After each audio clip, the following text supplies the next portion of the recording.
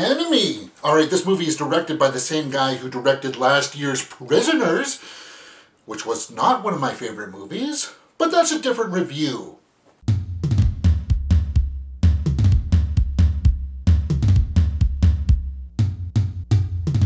So Enemy stars Jake Gyllenhaal, and it tells the tale of a history teacher who one day watches a movie and sees his doppelganger in it.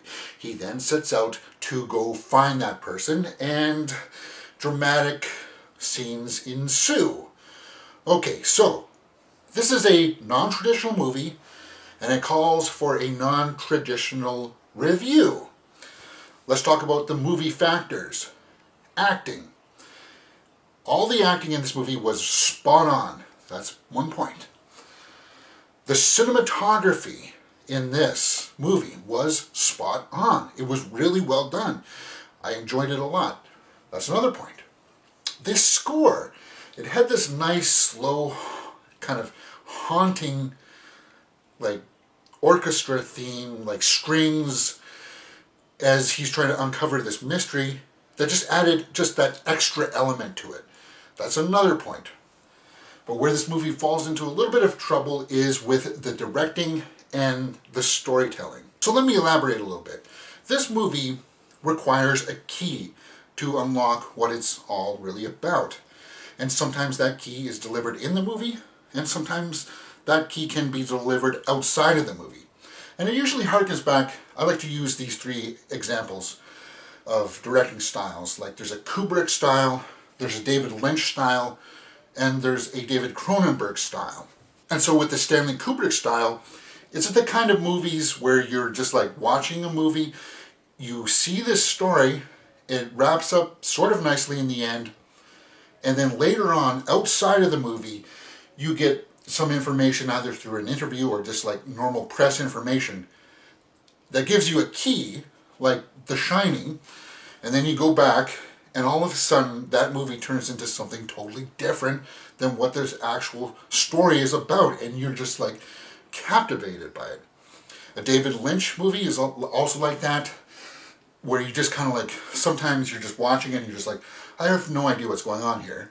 I have no idea where this is going.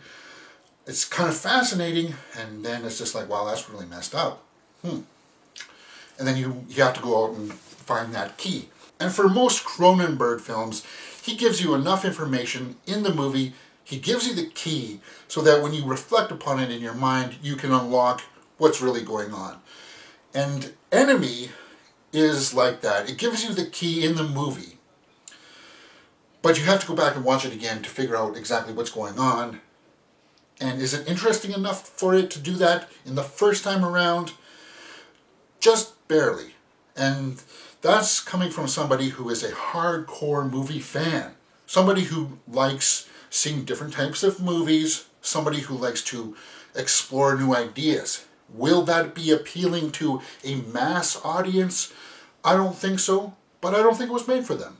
So I believe for the most part, people who are seeking out this movie, and once they get to watch it, they will probably enjoy it. And for the casual fan, like a boyfriend or a girlfriend who has to watch this movie because their other person wants to watch it, you might get bored by this. You may get frustrated by this. I hope not, because it is interesting filmmaking. Okay, so let's give this movie a score. I've already given it 3 points. And now for the directing and the storytelling. I can't give full points for the directing.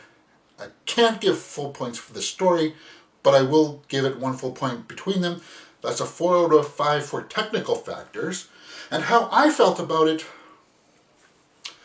man, I gotta give this movie a 3.5 out of 5. That's a 7.5 out of 10 for Enemy. Alright, if you've liked what you've seen, please hit that thumbs up button and subscribe.